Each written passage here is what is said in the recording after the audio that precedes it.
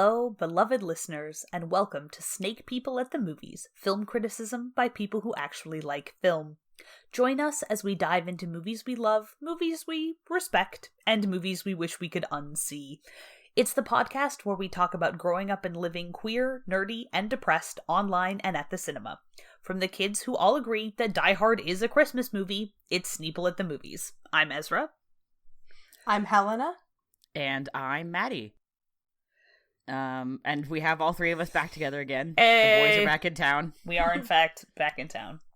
And it's not a birthday episode, because the next birthday is mine, which is in June. So... It was Jimmy Buffett's birthday yesterday. No Oh shit, God. really? Happy birthday, James. Damn, how old is Jimmy Buffett? I don't know. I have to ask Justin McElroy. Hang on. Wait, Buffett. what? Perfect. As opposed to, like, I'm assuming Google? he tweeted about it. Oh, Yes, he did. Okay. 73 years. Yeah, he does his pretty good. annual on this day. A savior was born. Oh, Jimmy God, all right, Buffett's then. birthday. Goodness. On this day, we all began wasting away in Margaritaville. I wonder if Jimmy Buffett, like, really hates margaritas now. I would wouldn't. too. No, what are you talking about? There's nothing that could make me stop loving margaritas. Oh, fucking the monkey's paw, man. Don't even go there. I'm sure that's what he fucking said. I'm sure. Well, we find the cut audio, the secret Margaritaville tapes, then I'm sure we'll find out. But That's the Black Tapes podcast, but it's the Margaritaville. I was thinking more Watergate, but yeah, sure. That's our new band, though, is the secret Margaritaville tapes. Hold on, just let me change the name of the Discord chat. Really. Okay, yeah, thank you. So anyway, we're all a little punchy here at Sneople HQ because it's right after Christmas, and at least some of us still work in customer service or food. Yeah. And so everybody's pretty. And despite all being varying levels of fairly burnt out on Christmas related things, we decided to let the spirit linger a little longer and do this episode on one of our favorite unusual double features of all time, which is It's a Wonderful Life and In Bruges. So, I'm sure we've talked about it before. I'm sure it has 100% absolutely come up on this podcast before, but now we decided it's time to do a deep dive.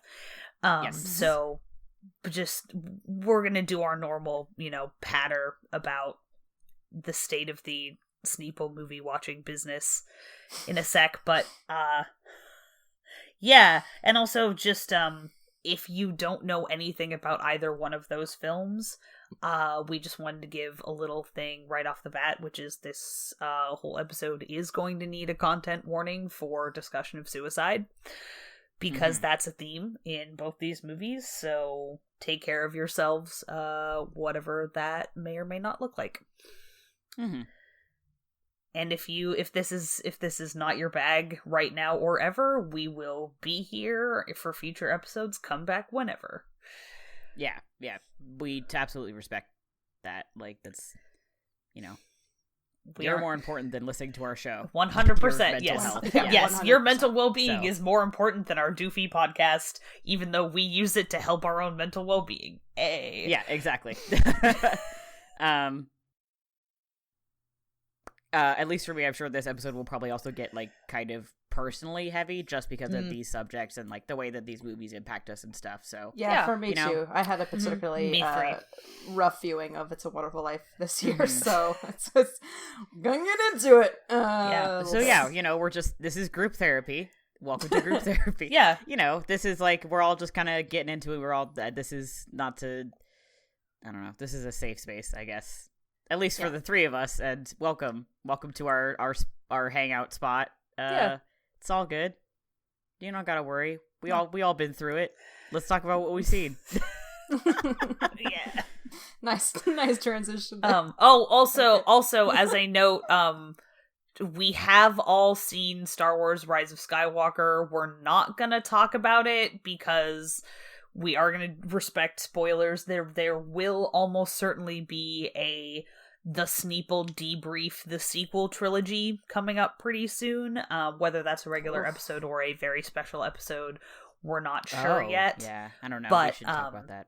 So that's in the works. But so, yes, we've seen it. No, there will not be any spoilers for Star Wars The Rise of Skywalker on this podcast.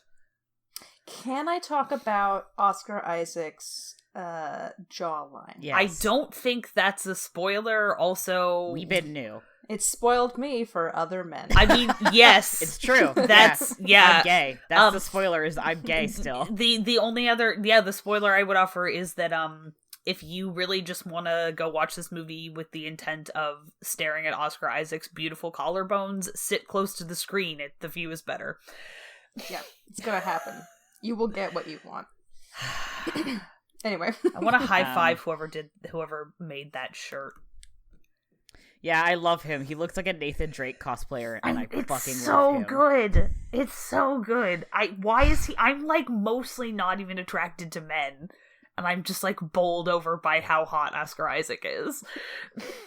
I am awfully, depressingly, wholeheartedly attracted to men, and it's awful. It's just so bad.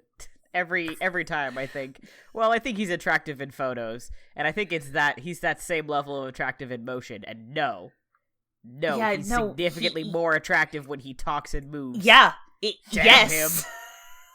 I know, like, I think I'm gonna be fine, and then he opens his mouth, and I'm like, ah! I'm like, nope. And he's already very attractive when it's just a photo, so yeah. Anyway, so the secondary Star Wars quip for for ya. this one Yeah. being from the kids who are horny for Oscar Isaac, it's Sneople at the movies. It's Sneople at the movies. Hi, Dad. Are you enjoying our podcast? I bet you Hi, are. Dad. Hi, our dads. Oh, yeah, yep, nope, my dad also listens to this show occasionally. Well, Hi, my Dad. dad doesn't care. No, And your he dad loves doesn't us, care. so. That's fair. Moving on from horniness. As difficult as it is to tear ourselves away from the thoughts of Oscar Isaac's beautiful clavicles, We must move on. yes. So I saw a few things. I saw It's a Wonderful Life, obviously. We saw Star Wars. I rewatch Die Hard every year on Christmas Eve while I wrap gifts. So I did that, but I had friend of the show Leia over, and we double featured it with The Phantom of the Opera from 2004. Oh, my Because God. she owned that movie, and I've listened to the track, like the album. Okay, stop. Wait, no, let me tell my story. So I've listened to the album, but I've never seen a recording of it ever. Oh my God, And really? she was like, are you sure you want to do this? And I was like, yeah, because if it's as bad as you say it is, then I Which should it is. start with this and then go see something better. And she was like, you're right.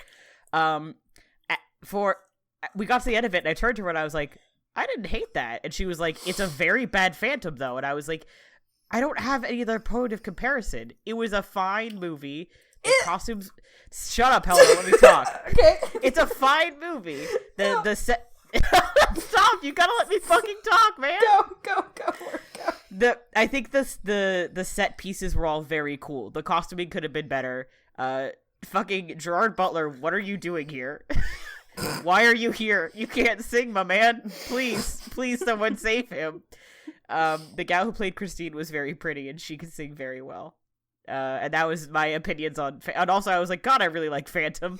I'm really excited to watch the better one that has Hadley Fraser in it. It is better. Yeah, so that was that. Nice. It wasn't... I didn't want to die afterwards, you know? I still enjoyed it, but that's also because I'm like, I had fun making fun of it sometimes. That's fair. And also, I kept thinking about the video that's the fight scene from Phantom of the Opera, but with Minecraft sound. I'll send it to you guys. Thank it's really fucking good. I'm sure it's a better movie than that film. It's so good. It's so good. Oh my What God. else did I fucking watch? Oh, and then we did. So that was a double feature. I watched Castle of Cagliostro again. It's whatever. It's winter. You don't get to tell me about anything. It's a good movie. It's a very good movie, and sometimes a bitch is sad. So, and then before my roommate left to go back home, I was like, hey, can we watch Klaus? I've been meaning to watch it because that animation looks really good. Yeah. And she was like, yeah, okay. And then her partner came over and I was like, hey, we're watching Klaus. And they were like, yeah, okay. And we all really enjoyed it, actually. The animation is great. The art direction is phenomenal. Like, as we all know, like, we've been seeing those GIFs and, like, it is executed phenomenally well, and the story is like pretty solid. We all got a little bit teary at the end. I think there were some tears shed at the end. So yeah, it was a really fun movie. I really enjoyed it. So if you're like, oh, I don't know if I want to watch it, like it's pretty, but whatever, I would say it's worth at least a watch. It wasn't like the best thing I've ever seen, but like I would watch it again. It was, I'm like, about thoroughly enjoyable. To out myself as living under a rock. I don't know what you're talking about. That's okay. I mean, it is literally a movie about Santa and Christmas. Like I don't blame you. It's okay. This is like something that's new that is like out now, like on Netflix. It's on out now on Netflix. Okay. Yeah. Cool. Yeah. Sweet. I'll see if I can find some GIFs so we can at least like look at the art style I'm talking about. It's 2D styled in 3D. Ooh, that's cool. Yeah, it looks very good. They did a really good job. That sounds super nifty. Yeah. So that's what I've seen. Nice. So I did a first watch for a few things. I watched Mikey and Nikki on Canopy, which is a Elaine May film from the 70s with John Cassavetes and Peter Falk. Oh, nice. It is like kind of a gangster movie, but it's set over one night. And it's about these two old friends who, one of whom has found out that he has a hit out on him and is called his old friend to protect him from these people who are out to kill him and running around New York City, like dirty, grimy New York City in the 70s, avoiding these people, and also all of the unpent shit that they've repressed in their life too as well. The complicated stuff with their relationship. It's very good. It's very rough because there's a lot of, as far as I'm aware, a lot of meddling from producers. Elaine May shot like I don't even know how many thousands of feet of film. That was just so much, and she wouldn't let anybody see it because she didn't want them fucking around with it before it was released, and so then it got kind of shelved for a long time because she was seen as being difficult to work with because she didn't want people touching her film. So there are some stuff about it, some like sound things and image things that are kind of rough, but it was a very, very good movie. I saw Star Wars. I found a way to watch Portrait of a Lady on Fire, which I will not be sharing here. But I've seen it. It's a masterpiece. I'm very excited that this movie exists. I cannot wait. Yeah. It's really, really wonderful. And I'm very excited to see it on the big screen, and on Valentine's Day or in and around Valentine's Day. Oh, hell yeah. Yeah. It was very important to me that I watched this movie before like 2020 so that I could say that like I could put it on the top of my 2019 list and have it there and be like, yes, I have seen it. I know what I'm talking about. So okay.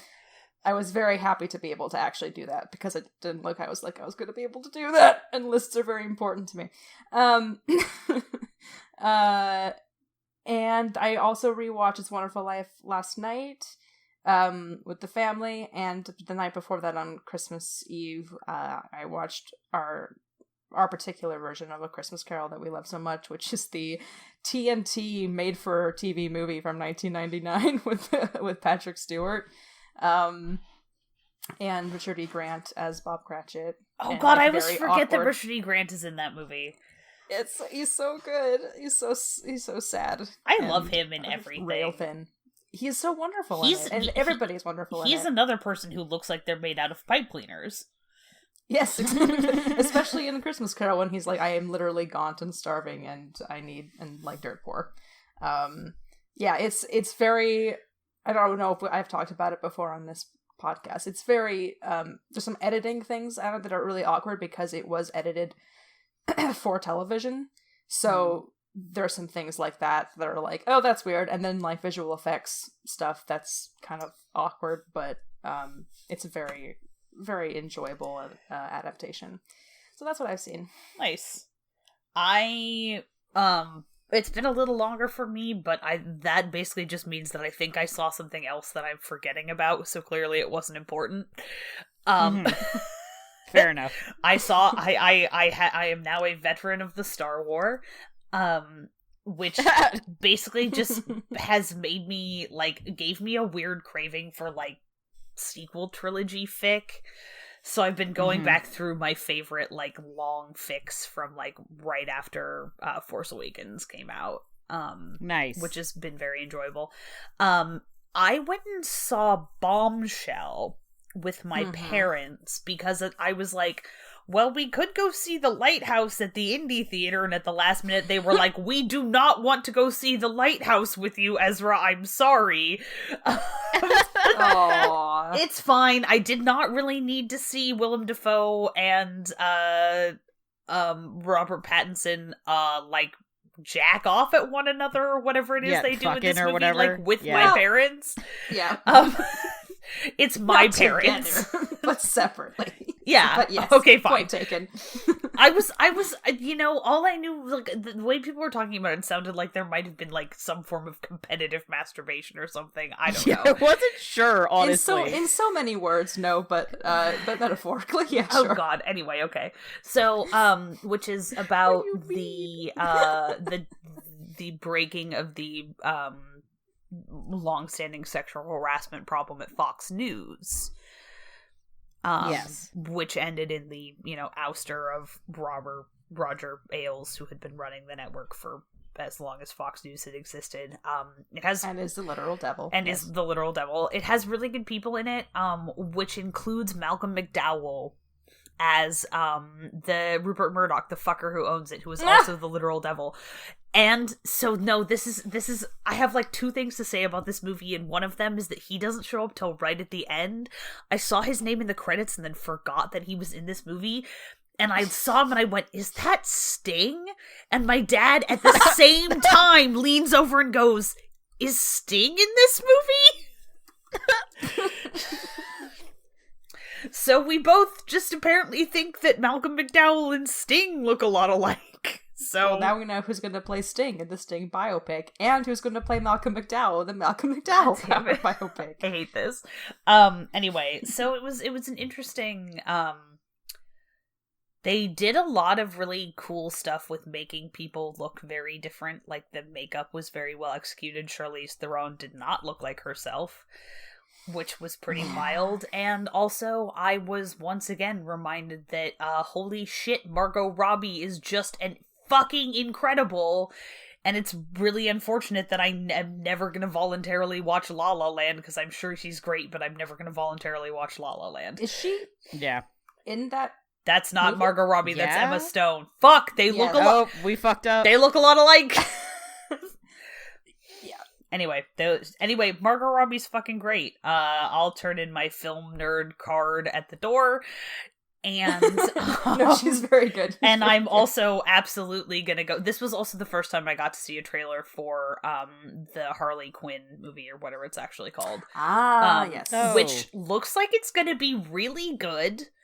Actually, like, surprisingly good. It looks like it might actually be, like, self-aware in an acceptable way. And also, like, Ewan McGregor is the, like, over the top, like, slimy, but, like, very kind of showmanship villain. And I was like, oh man, nice.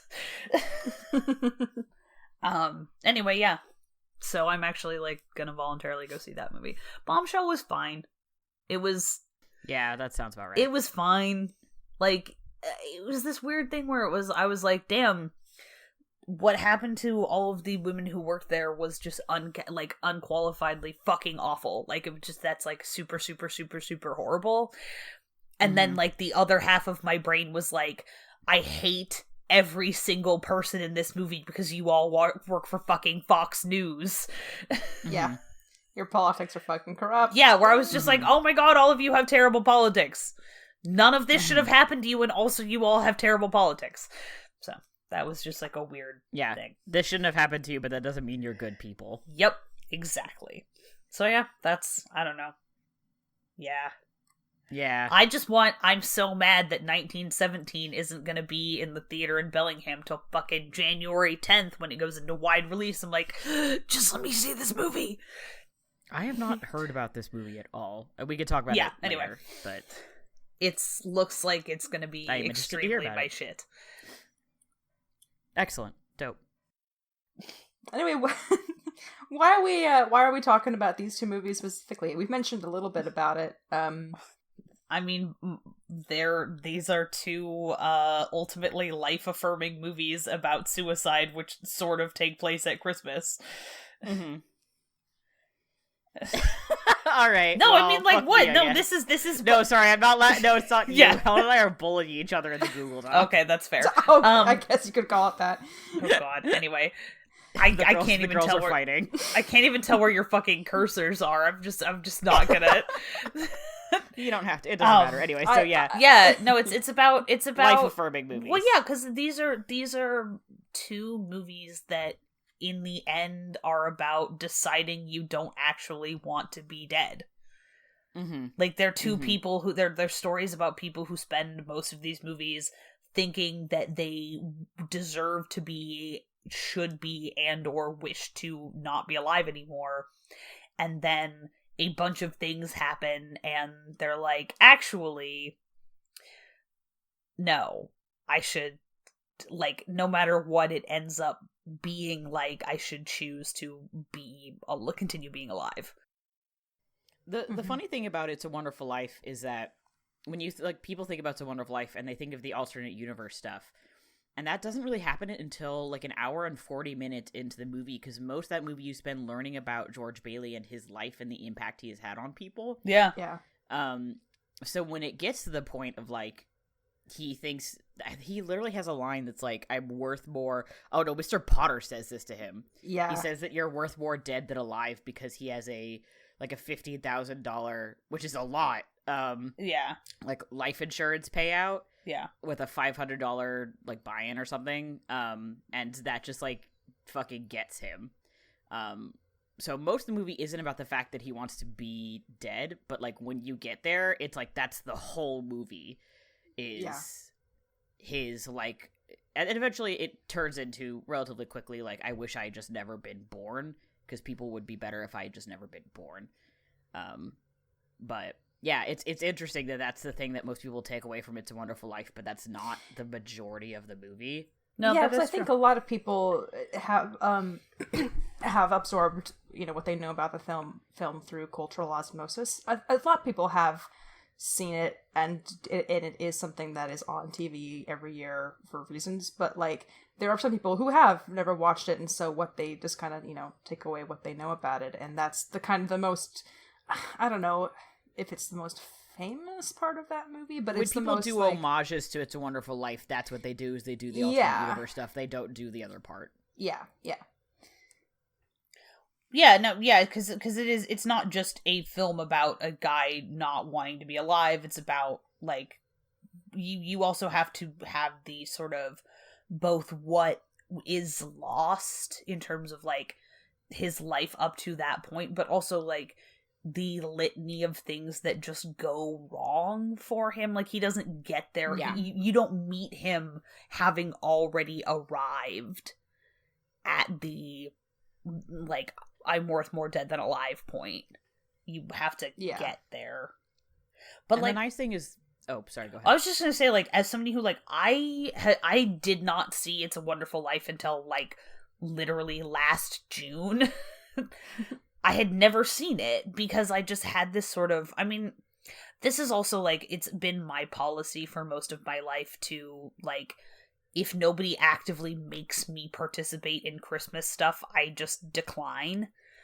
So, like, even though It's a Wonderful Life is not really a film about Christmas, because it is culturally associated with Christmas, I had just up until that point declined to have anything to do with it. And so I did have sort of the, like, that was, like, I had this vague idea that It's a Wonderful Life was about, like, being shown the terrible consequences of wanting to top yourself or something. And it is more complicated than that, but also having actually seen the film, that was the main thing that stuck with me, seeing it for the first time, like, as an adult. Granted, as an adult who has dealt with issues of suicidal ideation for quite a while, so it makes sense, I guess, that was the part that resonated with me. But, like, that was the only thing I knew about it, but then after seeing the movie, it was still the thing that was the most impactful for me. Yeah. People talk about... Oh, sorry. No, go ahead. Oh, it's okay. I think for me, it's interesting because my interaction first with it was my dad played Mr. Gower in a stage production when I was real little. And I didn't remember much of the show, but I, like, had a lot of very fond associations with it, but I didn't remember what the fucking show was about, really. Yeah. And then I watched it again as an adult, like, the past couple of years. And yeah, the first thing that really stuck with me was that, as someone who has also obviously struggled with that stuff.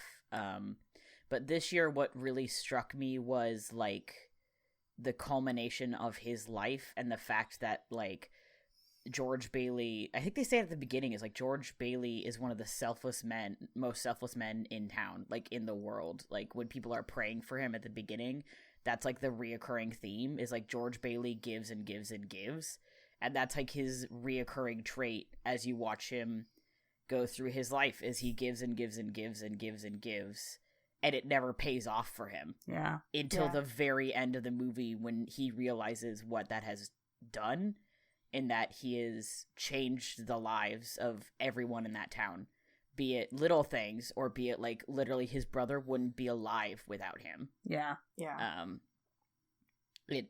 And so that really struck me as someone also who, I don't know, at this point in my life, I'm getting to the point where, like, things are starting to change for me, and that's good, but also things are nowhere near as big or bright or beautiful as I thought that they would be when I was, like, in high school or even like early college or something like that. And it's like, as someone who's given a lot in my life, the I don't know, George Bailey really resonates for me, and his life really resonates for me. And we can talk about that more later, but that's something that I've pulled more from, is, like, that character of what does it mean to, I don't know, I lost the thread of it there, but that's, I don't know, that's what I've pulled. I can continue with that, because I kind of felt a very similar thing this year, where, like, early on, I cried at a scene that, like, I have never really cried at before, where he's having the conversation with his dad at the dinner table. Oh yeah. Before going to Harry's high school party, yeah. And his dad, he's about to go off to college, and his dad is like, "Well, you wouldn't consider maybe coming back and, you know, taking over the job with the building and loans." And George is like, "Well, no, because I want to do all of these things, and I feel like if I don't leave now, I'm never going to leave," basically. And I was like, and I literally, the week before, we don't have to go into it, but I had this very similar kind of breakdown like that, where I was like, I'm never gonna leave, I'm never gonna get out of here and do anything. So I was connecting. I think, because George is kind of an everyman character, I think there's always a little part of me that connects with him, but this year it was kind of like, whoa, okay. And then the way that before he goes to Mr. Potter, where he says the thing about the life insurance policy, and he's yelled at his uncle, and then he goes to his family and is just, like, simmering the entire time before he finally just loses it in front of them. That was also very resonant this year. So being told at the end of that it was, like, worth it still the no man is a failure who has friends. That and there's something, you see it briefly in one of the scenes, that his dad, like, has a quote up on the wall that says, like, you take nothing with you but what you've done for others, or something like that. By what you give, or something like that.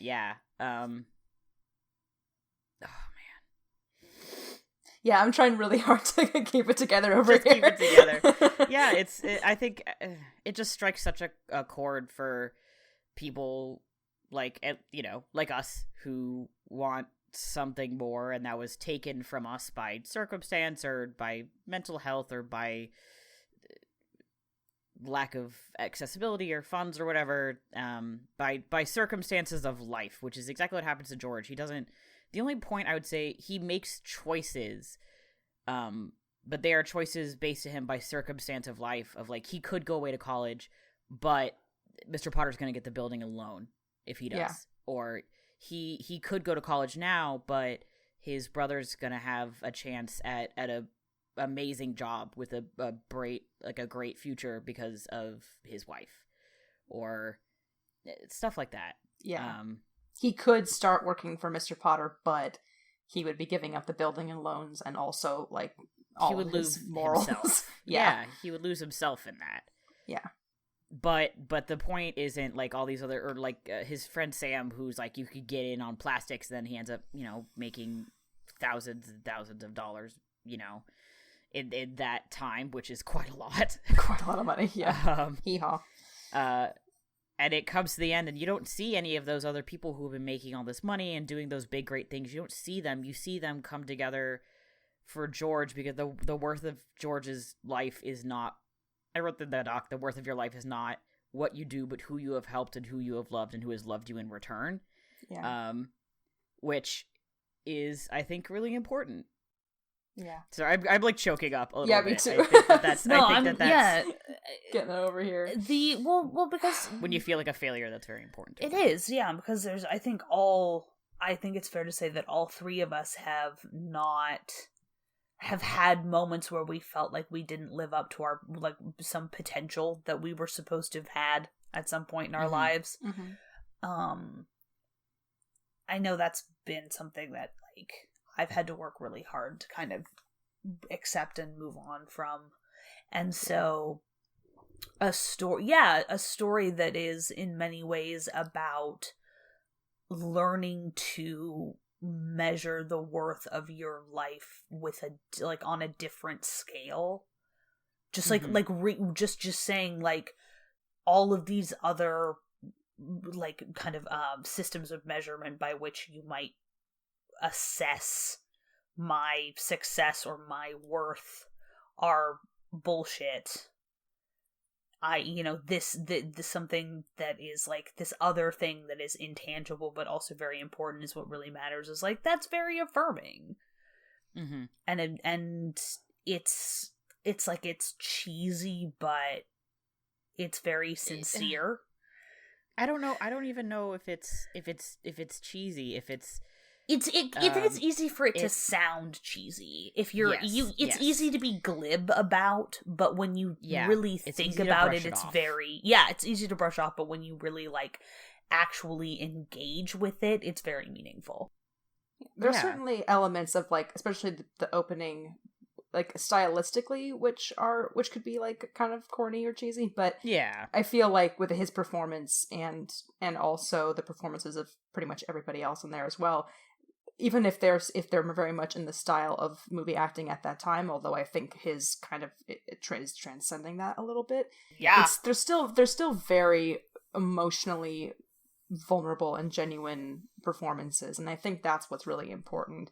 I get really annoyed and defensive about this, like, movie, the people ragging on it for the style thing, because I just don't think that's, and not to say that that's what you were doing. I'm just kind of thinking about other, like, articles that I've seen where it's been like, it's because of this X, Y, and Z, and it's like, that's not really. I feel like sometimes people miss the point of what this movie is trying to make, right? And so I'm glad I didn't go to see it in theaters when people were laughing at stylistic things, Maddie, because it was. We had the really great chance of, they were showing it at the Hollywood, so I went with Ben and Leia. And it was very frustrating because obviously it's an older movie, and so if you're not prepared for that or you don't know it, you go into it, and some of it, I could understand why it's, as Ben put it, he's like, I could understand why some of the stuff you'd have, like, a hearty chuckle about. There were some people who were, like, laughing out loud, like, almost performatively. There was one specific shot where it's that very, very close-up shot with Jimmy Stewart's face right in the middle, like, right before everything really starts to break down. The and fuck? his slow pan as he looks from one side to the center to the other side, as he really, you could see it hitting him, what's happening to him. The fuck would you laugh at that for? Because it's a very tight shot. So well, and also because God. no, but Helena, think about it for a second. It's something that has entered the cultural lexicon. It's a face journey. If you're not saying yes to it, like, this is a movie that you have to say yes to, and Right. it's people sort of, in the age of perpetual performative, like, detachment, cynicism. yeah, of course there's an impulse to go haha face journey because you don't want to be seen to have real feelings in public. Well, there's a moment, that moment in particular is odd to me, because there's a moment earlier where he does go on a very, like, obvious double take, when that's meant to be humorous, I think. Yeah. Mm-hmm. Where she's Mary has prepared the house for him on his honeymoon, and he sees, like, the bedroom suite or the honeymoon suite or something. He does this very, like, obvious, like, double take, and that's funny. And, like, there are certain things that my parents and I laugh at that are kind of like, something about, I don't know, any kind of stylistic thing. Yeah. The way that he says hot dog, towards the beginning of the film is just like, he's just, he's got a very, he's got a strange voice, and he's got such a manner of acting that is very folksy and easy to kind of chuckle at. Yeah. But that shot is so eerie because he looks right at the camera at one point, and it's not meant to be that kind of thing. It's a terrifying moment in that movie, and I just don't. Yes, I don't know. Yes, I agree with you. I understand, because it's very, I guess, I don't know if vulnerable is the word I want, but it's very close. Yeah. And I think I can understand uncomfortable laughter, because he's very close and is very emotionally honest.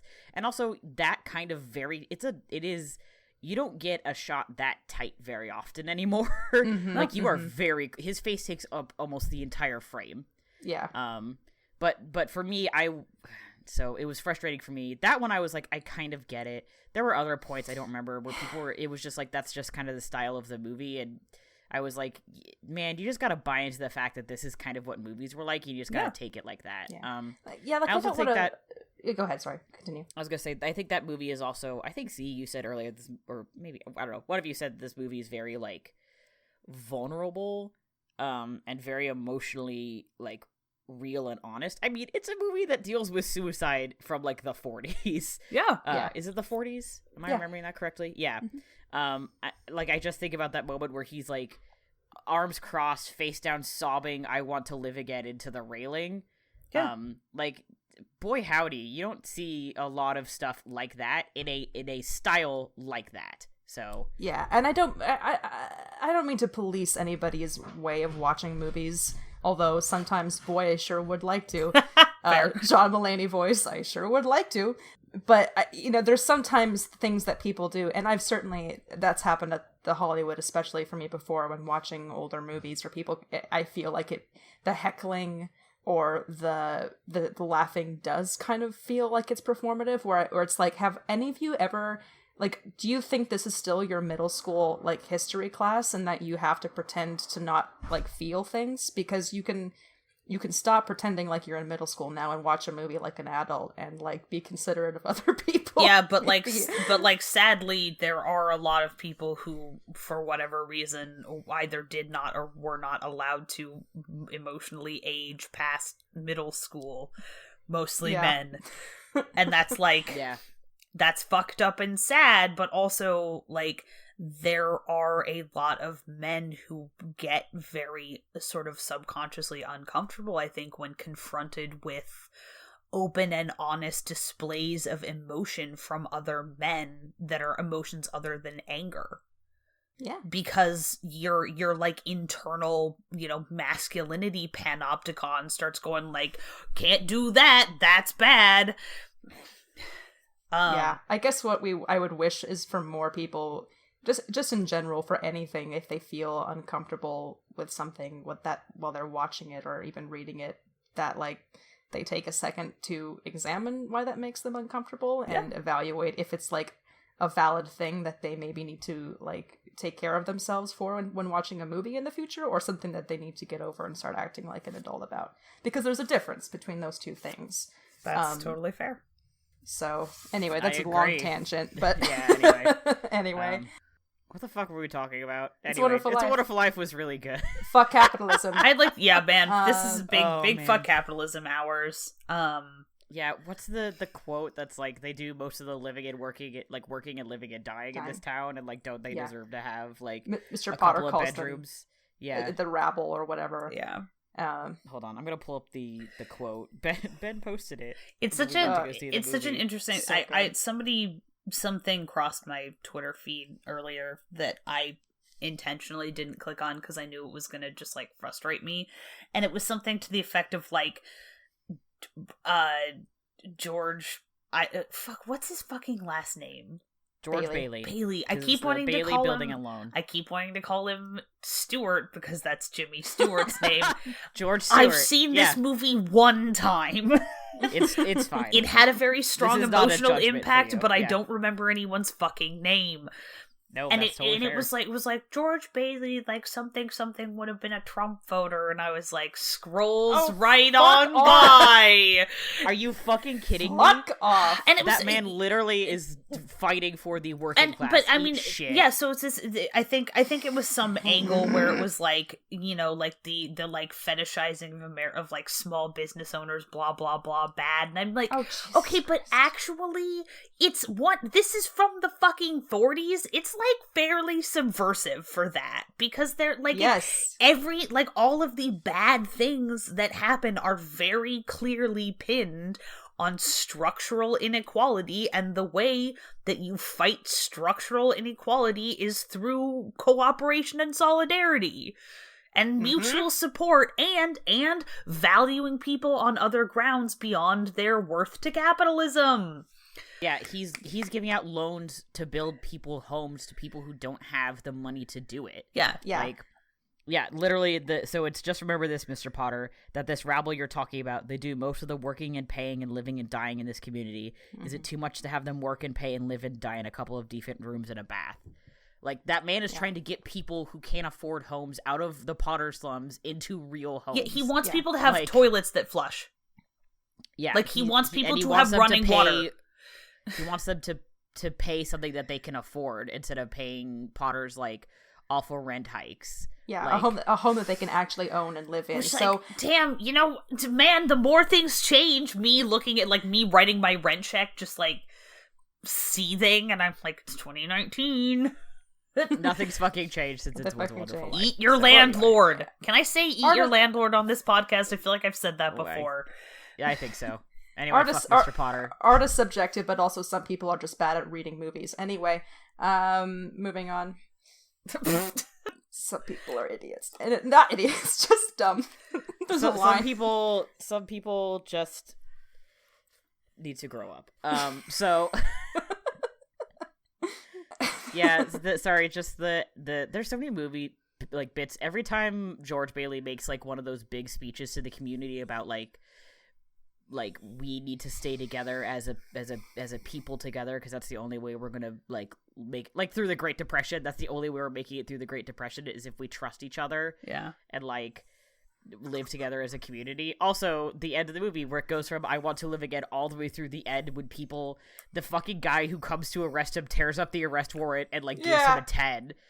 And you get the telegram from Sam that says, give George Bailey up to $25,000. I know. The man needs 8, and then Sam was like, no. George Bailey can have up to $25,000 if he needs it. Excuse me. I work in plastics. $25,000 from my man George Bailey. Yeah. The best man in town. The richest. Oh God. The richest. His man brother in town. at the end was like, "Cheers to George, to my brother George, the richest man in town." And then I sob and I cry and I cry. Anyway, it's so much. Yeah, everybody. I spent this entire movie thinking about like I love every like supporting actor and like one-off actor is so good. Everybody at that last scene doing their different things, like the bank examiner who's just like the crotchetiest old man comes in and he's like looks at him annoyed and then like gives him a couple of dollars. Yeah, slips him a $5 and then just sulks fine. away. Fine. And then the fucking cop behind him is like, man, fuck arrest warrants. Here's money. Hell yeah, let's party. Like, he immediately goes in and starts singing Auld Lang Syne. Yeah. Or whatever they're singing. Not, and it's so great. Almost all cops are bastards, but apparently not quite all of them. Not the guy who turns out the arrest warrant and not Bert. Yeah. Bert and Ernie. Bert is a public servant. Yeah. This is an interesting... And he's married to the taxi man. I'm glad that it was really funny, like, always thinking of this movie as a Christmas movie and then seeing it and being like, actually, this film has very little to do with Christmas. Because it allows me to continue my quest to fight everyone who thinks that movies that are about that like themes of like generosity and community and finding meaning in like things other than material possessions are like the meaning of Christmas.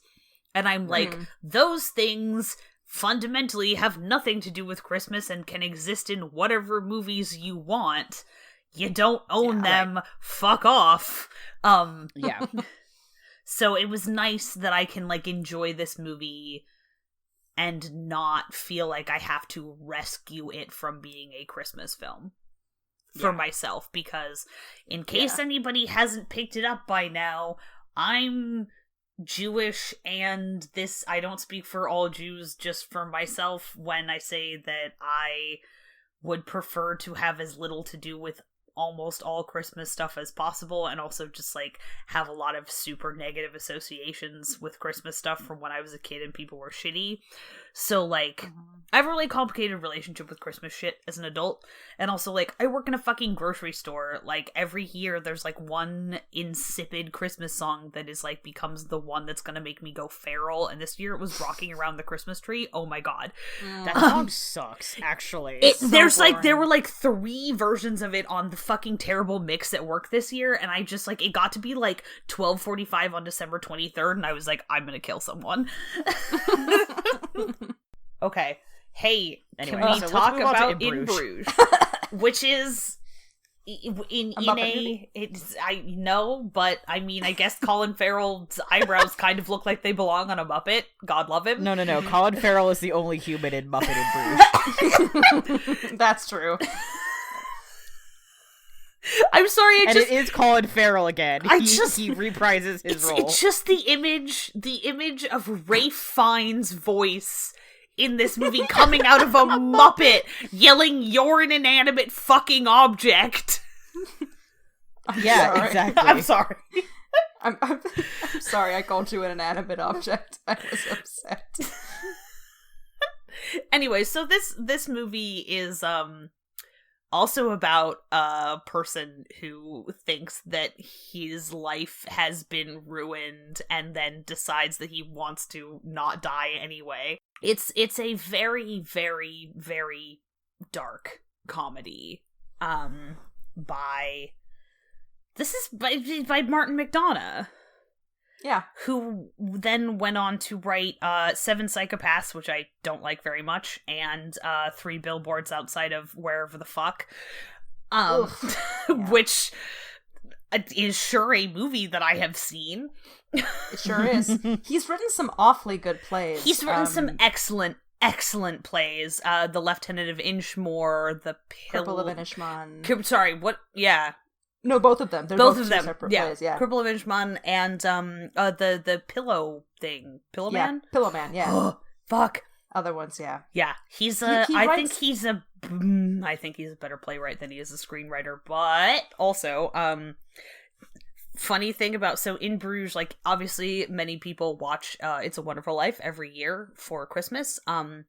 Not this year, but a number of years in the past, I have worked on Christmas, come home, gotten like Taco Bell or something, and gotten drunk and watched In Bruges in my living room by myself. That's been my Christmas tradition. Actually, I love it because despite this movie being very, very, very dark and cynical, it is ultimately life-affirming. And it's an interesting thing where It's a Wonderful Life sort of shows George Bailey all of these alternative reasons that his life has worth and meaning. And In Bruges, like, In Bruges is not about somebody kind of earning their desire to live. It doesn't, nobody earns anything. It's about somebody ultimately deciding to listen to his kind of pure animal instinct to stay alive over everything that his, like, conscious mind is telling him. And it's an interesting, to me, it just says, like, hey, sometimes that's a valid strategy if that's all you have, and that's been, like, an interesting and important thing for me to hear. So here's my thing with In Bruges. I really liked what I've seen, and I got like halfway through it several years ago and then never finished it. So I unfortunately don't have a lot to say on the subject. It is okay. Do you want us to keep it vaguely non-spoilery, is my question? I guess if you don't, that's okay. Like, I think I've picked up a lot about this movie from hearing you guys talk about it, but like, it's not, if I get spoiled, I don't think that's gonna ruin the enjoyment of the movie for me. You know what I mean? Yeah, for sure. Also, Colin Farrell as Gonzo just fucking took me out. Fuck. It's the right way. It's the right thing to do. Oh man. I can't think of anybody else, but that one is just it's just perfect. Yeah. Oh, Rizzo the Rat should play. Rizzo plays dwarf actor. Okay. Anyway, so Helena, what do you have to say? Well, you got anything? I can talk about my history with this movie. Yeah, go for it.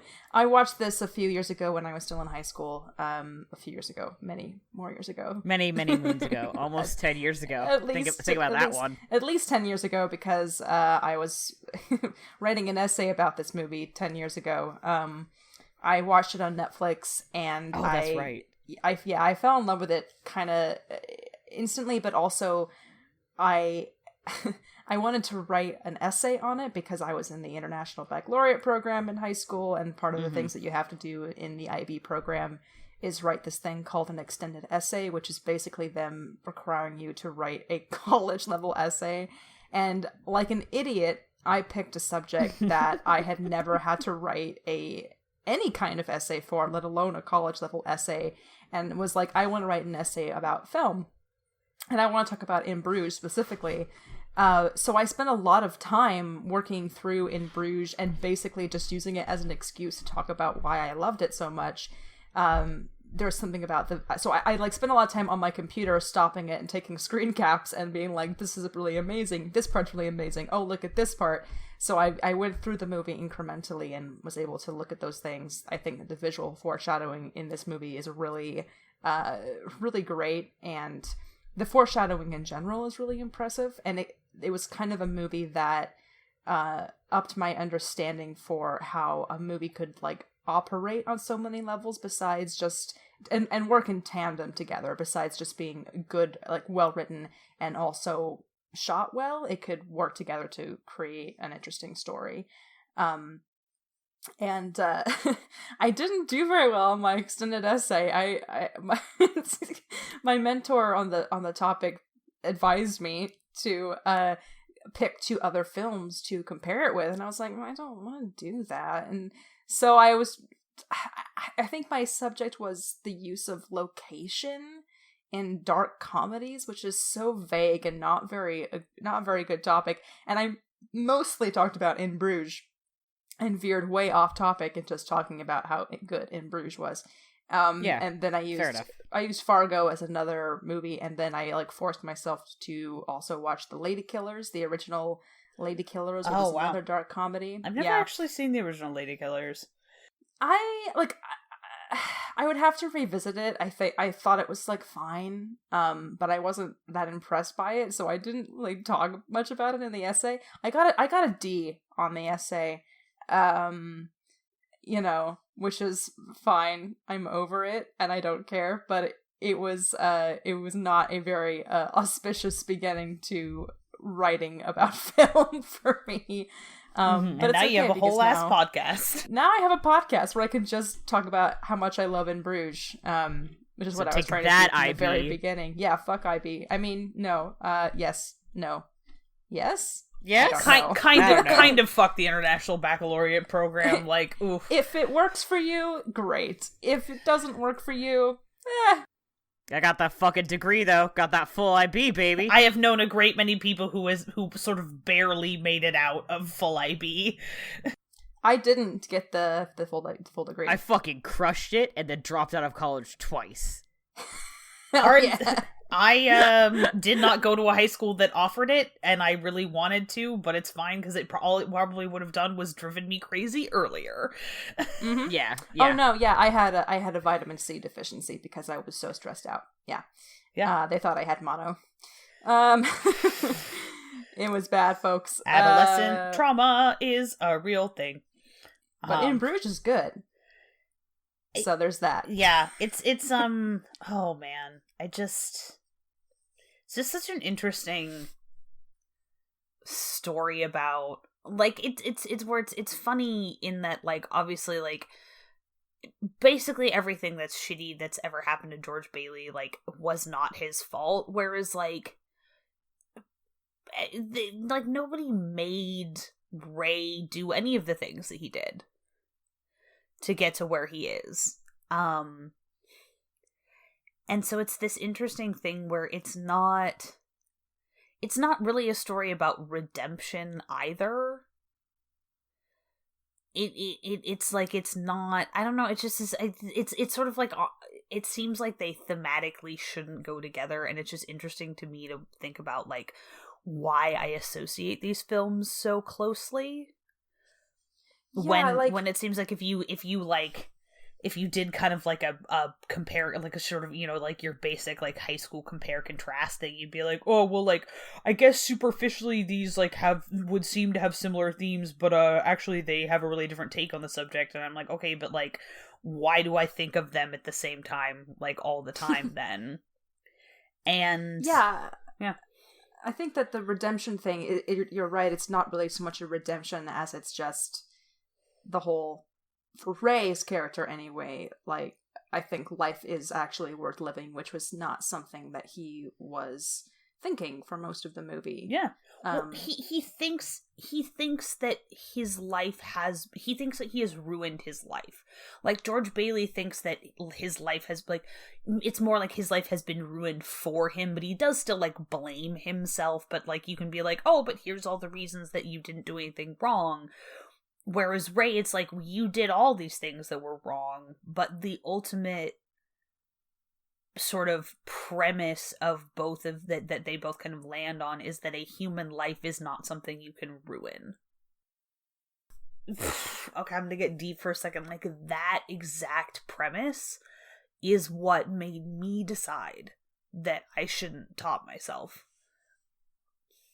That's, at one point, was the idea that, like, it is, a human life is not something which can be ruined.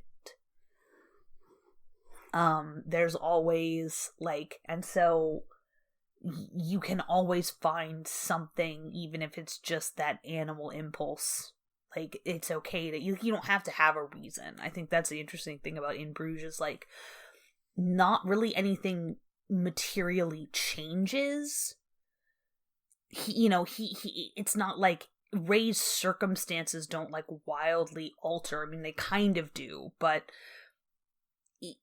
he just is like, okay, like, I don't have to like, he doesn't have to have a reason not to die. He just has to decide that. That's it. That's all he has to do, which I think is an interesting kind of, like, this, you go into this movie thinking that's going to be really nihilistic, and then it's, like, super, super not. Yeah. Because he finds also that he has people, too, at the end of the movie that care about him, too. Yeah. Which is another similarity that they have in common. And none of the people in the movie really, like, hate each other, which is kind of a great thing. Yes, between absolutely. Between the three of them, the three men in this movie, it's like, I don't hate you. Like, I don't want to kill you. I don't want this thing to happen to you. It's just, this is the way that, like, for Ray Fiennes, like, this is my moral code. If you do this thing, then that has to be taken care of. I can't work with you anymore, and you can't, yeah. Like, that's the reason for it. And Ray Fiennes, his character's relationship with Ken, Brendan Gleeson's character, is the same thing of like, where Brendan Gleeson is like, I understand what you've asked me to do, and I love you very much, and you're a very old friend of mine. You've done a lot for me, but I am telling you that it is, I personally cannot do this thing, and I am willing to fight you, verbally fight you over it. So yeah, there's a lot of that I think even really struck me the first time through, that there's a lot of tender, even though it's a very violent movie, and not just physically violent but also verbally violent. There's a lot of tenderness between the men in this movie, between Ken and Harry, Ray Fiennes' character, and also between Ken and Ray, who are like kind of friends and have a sort of father-son type relationship at the beginning, but then just kind of are, that whole fire forged friends thing where they're put into a situation where they have to kind of, they literally only have each other in this entire town kind of thing, and have to give forgiveness to each other for what they had both had to do. Yeah, I love it a lot. I love Brendan Gleeson very much in this movie. It also turned me completely and forever around on Colin Farrell. Before I saw In Bruges, I was like, oh, Colin Farrell, he's the guy who was in that Alexander movie. He was in, and like the phone booth movie where he's in the phone booth, people are trying to kill him while he's in the phone booth. What? That's the whole Wait, movie. oh god, well, I'm gonna have to watch the phone booth movie as part of my, oh shit! I know, I kind of want to watch it too now, is the thing. Like, I'll let you know when I come to it. So this is here's my public, I mean, I guess this is gonna come out after New Year's, but my like New Year's resolution thing is like, I'm gonna like, the part of the reason that I haven't started my Rotten Tomatoes challenge is because Crazy Heart isn't fucking streaming anywhere. But I'm just gonna get it out of the library at school and watch it, because I'm like, I was like, I'm having a hankering for Colin Farrell movies, and it's like, yeah, dumbass, that's why you picked him for your Rotten Tomatoes challenge. Get on that. So I will let you know when I get to the phone booth movie, and we can watch it together if you want. What is it even fucking called? I forgot he was in an episode of Scrubs. That's funny. Fortunately, I don't have to watch an episode of Scrubs. I've never seen a single episode of Scrubs. It's fine. I love it. In Bruges is just like, there's just so many fucking brilliant one-liners in this film. Like, separate from all of the like weighty, emotional, etc., theme discussion, like, holy fuck, this movie is funny. I remember there's been a couple of films that I went to go see with my parents that involved me and my dad figuring out where one of my mom's like threshold for something is, and the idea that like hers is lower than the two of ours. And In Bruges was one of them, which was me and my dad laughing like fucking hyenas during like this whole movie, and my mom was like, it was funny, but then it got like too violent for me. And I was like, oh shit, I'm so sorry. And then the other one is In the Loop, which is like, I, once again, like, laughed so hard I almost pissed myself watching that movie for the first time. And I feel like with that one, my mom was just like, both my parents were like, I mean, it was really funny, but there were some times where I was having trouble understanding people's accents and stuff. And so it was like, slightly too British. And I'm just over here like, actually laughing so hard that my dad was like, you're being obnoxious. And I'm like, but it's so funny. I mean, the first time my mom and I watched In Bruges, we had to put the subtitles on because I was laughing really hard. And they have Colin Farrell especially, but they both have very thick Irish accents. They're very Irish. And then everybody else is, besides the dwarf actor, is speaking in like a Belgian accent, French accent. So my mom was like missing a lot of the comedy to it. Oh, and so yeah. I was like, let me turn on the subtitles so you can see what they're saying, because it's really funny, I promise. Yeah, there's a scene where it's like not funny it is kind of funny in the context, also really sad in context. But when he's just taking a lot of cocaine, and Colin Farrell's character, and he comes in and he's speaking like 10 times normal speed. And he says that line, which I have in the Google Doc, which makes no sense out of context, but I'm going to say it anyway, which is, why didn't you wave hello to me today when I waved hello to you today? The person who he's talking to says, I was on some pretty strong horse tranquilizers today. I wasn't waving hello to anyone except maybe a horse. Just like straightforward, and I fucking love that movie so much. I'm sorry. Anyway, good movie. Also, just like so separate from this boy does this movie need a content warning for suicidal themes. There's a lot of the language? Yeah, there's a lot of like, not the cussing. There's just like No, yeah. People say some things that are fairly insensitive toward multiple groups of people. In this movie, mostly I would assume I think it's a shock value thing. Yeah, it's a thing that Martin McDonagh does sometimes. It's what annoys the shit out of me though is it feels like he's getting like he's like dialing down, like he's not dialing down, he's like leaning into it as like and it just I don't know, I'm just thinking about 3 billboards outside of wherever the fuck Missouri. What the fuck is that? Epping. I spent so much time seeing it referred to as 3 billboards, where I'm like, 3 billboards outside of, Missouri. Something Missouri. Anyway. Missouri. Which, like, just, oof. Anyway, we don't need to talk about that movie. But yeah, so you don't be realistic with yourself about what you're going into, deciding to watch in Bruges. It's a lot. I love it, but it's a lot. It is not going to be to everyone's taste. Yeah, for sure. But I absolutely will continue to, on years when when nobody's around, get drunk in my living room and watch In Bruges on Christmas. Yeah. So yeah.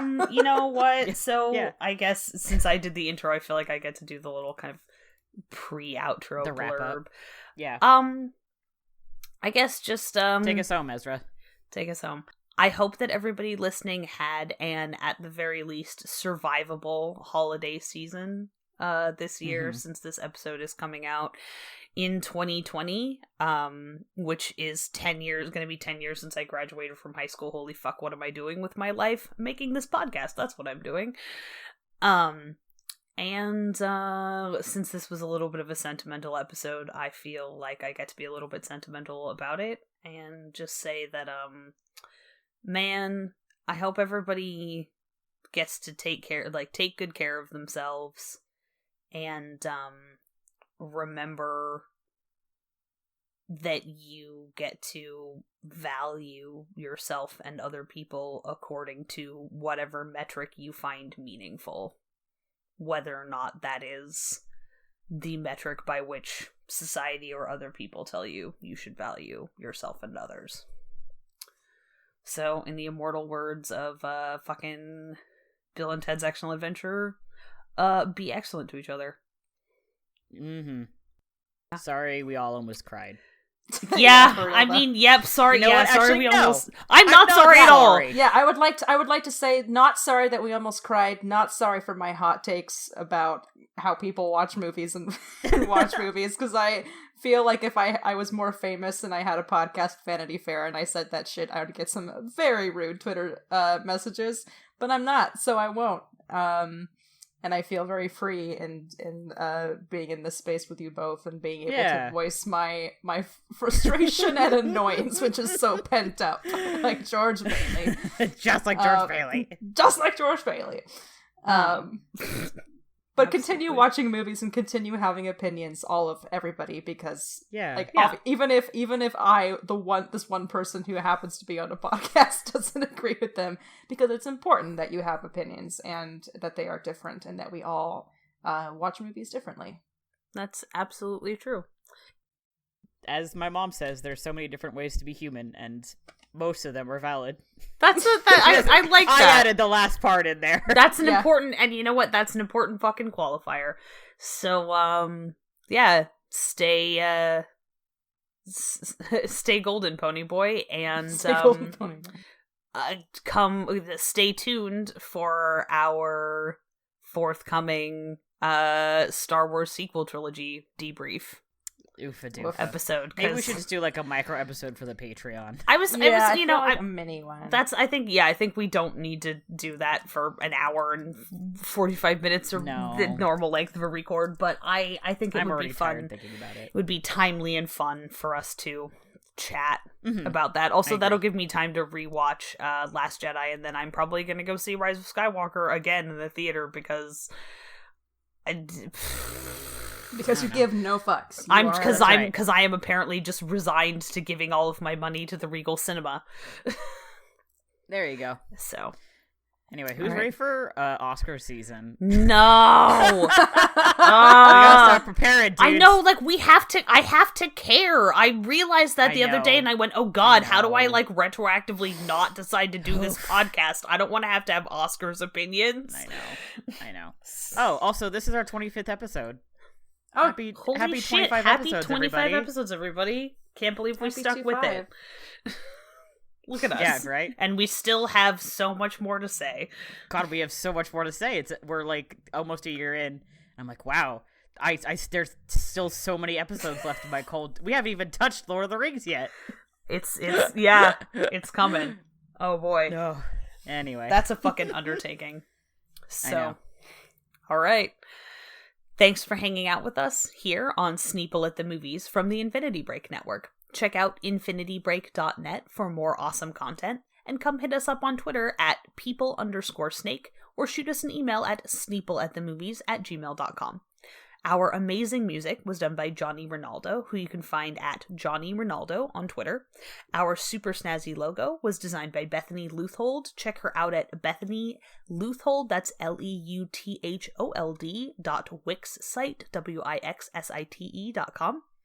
If you've got a subject you want to hear us talk about, a movie you absolutely think we need to see, or a pitch for the Muppet version of It's a Wonderful Life, come say hello. Also, if you can, please leave a review on iTunes and share the show with any friends who you think might enjoy it.